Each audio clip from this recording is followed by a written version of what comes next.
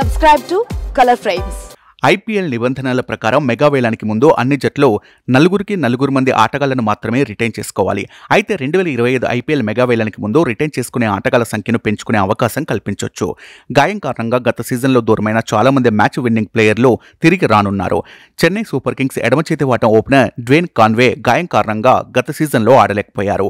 2023లో చెన్నై విజయంలో కాన్వే కీలక పాత్ర పోషించాడు. అయితే వచ్చే ఐపీఎల్లో డ్వేన్ కాన్వే ఆడటం ఖాయంగా కనిపిస్తుంది. అయితే సిఎస్కే డ్వేన్ కాన్వేను నిలుపుకుందా లేదా అనేది చూడాలి. భారత ఫాస్ట్ బౌలర్ మహమ్మద్ షమి ఐపీఎల్లో గుజరాత్ టైటన్స్ తరపున ఆడుతున్నాడు. గాయం కారణంగా అతను గత సీజన్లో ఆడలేకపోయాడు. 2023 వన్డే ప్రపంచ కప్లో అద్భుత ప్రదర్శన చేసిన షమి ఆ తర్వాత గాయపడ్డాడు. అప్పటి నుండి అతను ఫీల్డ్కు దూరంగా ఉన్నాడు. షమి 2025 సీజన్కు తప్పకుండా ఆడే అవకాశం కనిపిస్తుంది. England star batsmen Jason Roy కూడా గాయం కారణంగా గత ఎడిషన్కు దూరమయ్యాడు. అయినప్పటికీ ఫిల్ సాల్ట్ కేకేఆర్లో జాసన్ రాయ్ లేని లోటును తీర్చాడు. అయితే వచ్చే సీజన్లో జాసన్ రాయ్ ఎంట్రీ ఇస్తుండటంతో అది కేకేఆర్తోనేనా లేదా వేరే ఏ జట్టులో అయినా చేరనున్నాడా అనేది తెలియాల్సి ఉంది. England fast bowler Jofra Archer తరచుగా గాయం కారణంగా మైదానానికి దూరంగా ఉంటున్నాడు. జోఫ్రా ఐపీఎల్లో ముంబై ఇండియన్స్లో భాగం ఉన్నాడు. అయితే గాయం కారణంగా ఈ ఫాస్ట్ బౌలర్ చివరి సీజన్లో ఆడలేకపోయాడు.